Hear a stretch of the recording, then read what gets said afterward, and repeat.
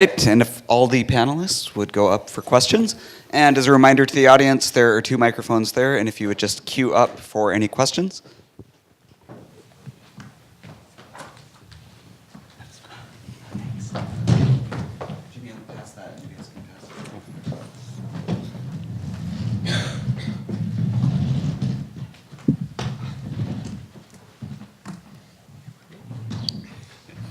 Well, I have one.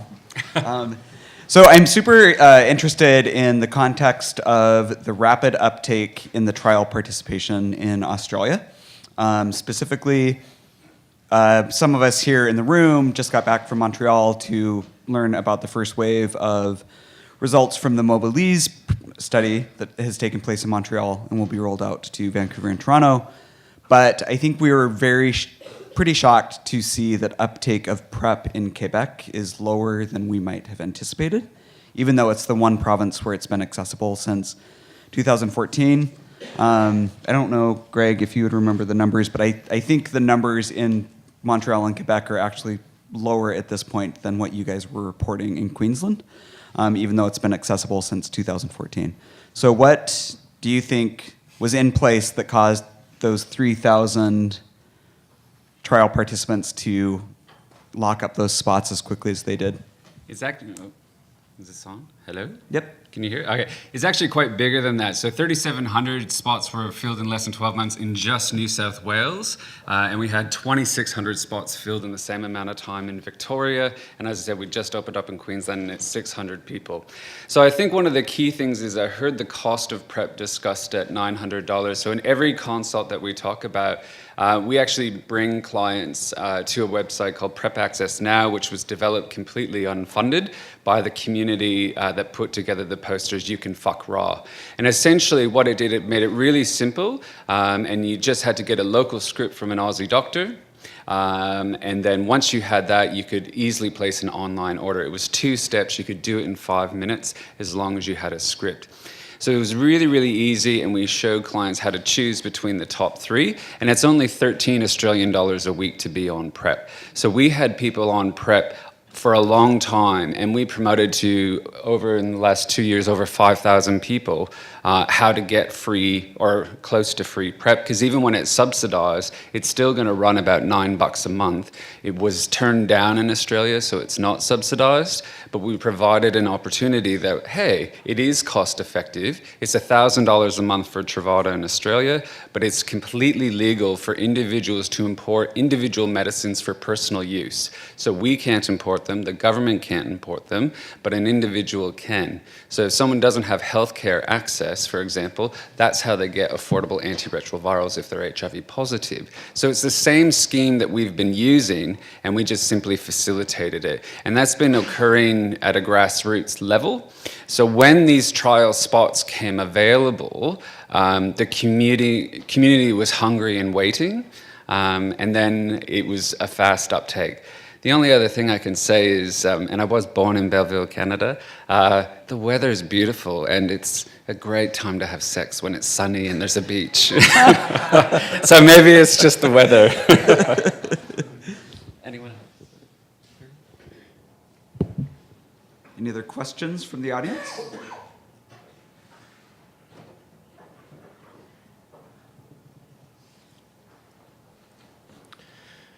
I have a question if I can explain it properly, so I'll do my best. If stigma can be considered as a negative view or perception from one individual or group to another, I think somebody commented on it in one of the talks that there can be different levels of stigma too, meaning sort of multi-directional. So an individual can experience stigma towards themselves, or a group of people could experience stigma towards an HIV positive person, or reverse, or negative and positive, and what have you. And then we touched on communication strategies and education. Do you have any comments or experiences that in trying to create education or a communication strategy to address one of those directions, that it created conflict in actually increasing stigma in another area? Does that make sense? Yes. Oh man, I was hoping I wouldn't have to answer any questions. I'm trying to think about if I can think of a good example of how that might work. So yeah, because I think you're absolutely right. If it's operating at multiple different levels, an adjustment in one kind of area doesn't necessarily mean a negation in other areas, and can actually kind of, I think, perhaps exacerbate stigma in other areas. I don't know if I can think of a specific example off the top of my head, but I think I agree with that principle, at least, with that idea. Because it'd be very challenging to address all of the directions that stigma could come from with one educational campaign or communication strategy. And it'd be very challenging to perhaps even identify what would be the best, stigmatic direction to approach for any given organization, because it'd be tough to cover them all.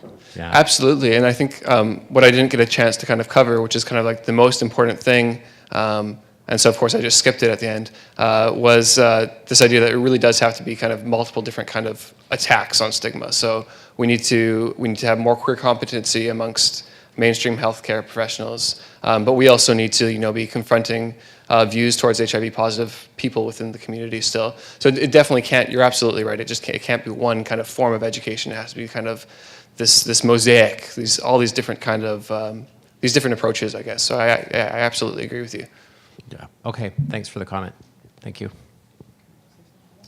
Oh, no, go ahead. I was just going to add a personal input in terms of I actually do a lot of the testing at our clinic back home in Brisbane, and it's amazing the variety of presentations that we get from the clients who will self-report so many different types of behaviour and conflicting situations that they find themselves in, and they might be, totally comprehending, the implications of an undetectable viral load, but at the same time think that the use of PrEP is just, something that elicits the worst possible behavior and undoes all this good work of condom usage we've been promoting for so many years. So it's about, for us anyway, it's about just, we try to reframe what the client says to us and put it back on them and just have a conversation with them, and they lead the conversation and ask the questions, rather than us definitely not, trying to say, this is how it is and whatnot. It's just, it's conversations over time, and a lot of our clients are repeat testers, and we'll often pick up a conversation from where we've left it off the last time, and it's amazing to see how much people's attitudes have changed in 3 months' time, from when they come in for a regular test. So, yeah. That's okay, I'll just leave it. Thanks. Sorry. Hi, I just want to say thank you to all the presenters. That was really wonderful today. My question, and I have a comment for the Queensland people, that I've used PrEP online access for a long time until we had our own person who made davybuyersclub.com. So thank you for starting it off. And my question again is to the Queensland people about, because here Vancouver is at the bottom of the province, like Brisbane is at the bottom of Queensland, do you have an outreach program to the people who don't live in the core? Thank you so much. One of the slides that we had to cut when we were preparing the timing was our regional outreach. So we're committed to regional health disparities because we are quite a geographically dispersed province, or state, sorry. I'm in Canada. So there's two initiatives at the moment. One is home testing has been identified in our state's HIV strategy, and us as a PLHIV organization, as Glen articulated, are hosting the home testing program. So we place all the orders, we do the follow-ups over the phone. It's on our QPP website, so they've got all the factual information, and they've got immediately online support to people who are positive, talking about HIV, talking about their treatment experiences, to break down those silos. So outside of the little urban zone, like Vancouver or Brisbane, someone out in the bush or out in the country here, they have just as much access to a destigmatized stigmatizing process as someone in an urban setting. So that's one aspect. Home testing is a way to try to reach out to people where there isn't the economy of scale to have a clinic in every small little town. And if you had a clinic, they probably wouldn't want to come out of the woodwork due to stigma. So the other thing that we're doing is a project, and it's being presented at the International Behavioural Congress in Melbourne in December, and it's Josh Duca, one of our employees. He's leading the project, and essentially it's doing beat outreach to one of the regional towns, so it's outside of kind of Brisbane, and basically it's 3 months, and we're now extending it where we just show up to do an evening beat the one day, we sleep overnight, and then we do a shift in the morning to get the morning beat users. And we leave our little cards in the toilets and so forth, and we're starting to get an uptake there. So that's exciting. We're trying to explore what are the implications and what can we learn. Some of the early evidence is we wanted to use respondent-driven sampling within these beat networks to try to reach regional people at risk. It does not work. So our data so far is suggesting that the men that are connecting in regional areas and through anonymous sex are not having conversations and are not sharing information and wouldn't want to pass on HIV information or education. So it remains a challenge, and I'm so glad you raised it because regional health disparities are so often forgotten in this urban narrative of MSM when there's so many diverse people at risk across different settings. So thank you. Thank you. Thank you.